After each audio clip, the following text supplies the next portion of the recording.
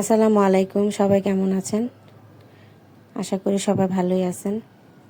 আজকে আমি আপনাদের সামনে একটি রেসিপি নিয়ে আসলাম, সেটা হলো পাতাকপি। আর পাতাকপি দিয়ে কিন্তু নানান ধরনের রেসিপি তৈরি করা যায়। তবে আজকে আমি আপনাদের সাথে শেয়ার করছি আমি কিভাবে পাতাকপিটা ভাজি করি। প্রথমে পাতাকপিটাকে আমি পরিষ্কার করে কেটে কুচিয়ে নিলাম। কুচিয়ে নেওয়ার পর এর সাথে নিচে আমি কিছু রসুন কুচি, পেঁয়াজ কুচি এবং কাঁচামরিচ কুচি। তাই প্রথমেই চুলার মধ্যে আমি কড়াইটা বসিয়ে দিয়ে এর মধ্যে কুচানো পাতাকপিগুলো দিয়ে দিলাম। আর এগুলোকে আমি সামান্য লবণ দিয়ে ভাপ দিয়ে নেব। আর এখানে আমি 1 চা চামচ পরিমাণ লবণ ব্যবহার করছি। দেওয়ার পর এগুলোকে আমি ঢাকা দিয়ে দিব।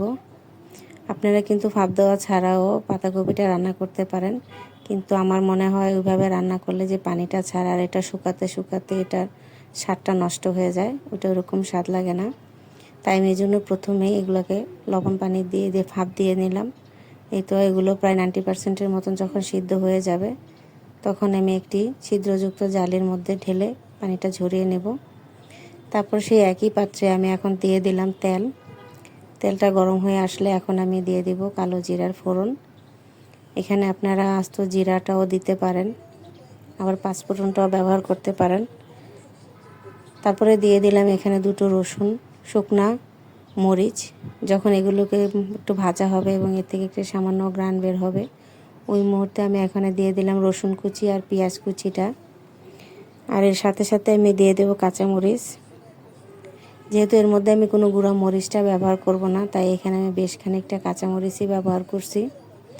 এই সবগুলোকে হালকা একটু ভেজে নেব।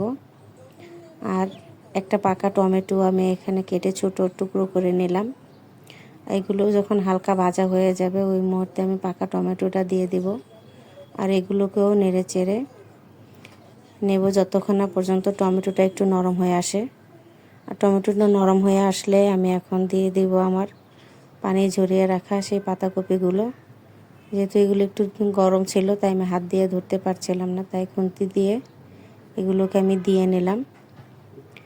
সবগুলো আমার পাতাকপি দেওয়া হয়ে গেলে এগুলোকে নেড়ে চেড়ে মিক্স করে দিচ্ছি।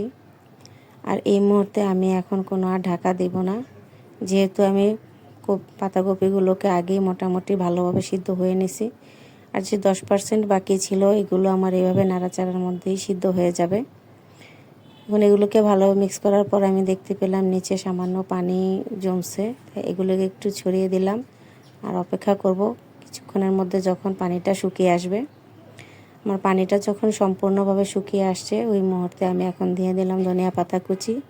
আর এগুলো মিক্স করলে আমার পাতাকপি ভাজিটা নামিয়ে ফেলবো।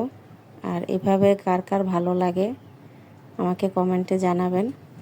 আর সবাইকে ধন্যবাদ আমার পাশে থাকার জন্য। আর আমার রেসিপিগুলোও যদি ভালো লাগে অবশ্যই লাইক এবং কমেন্ট করবেন।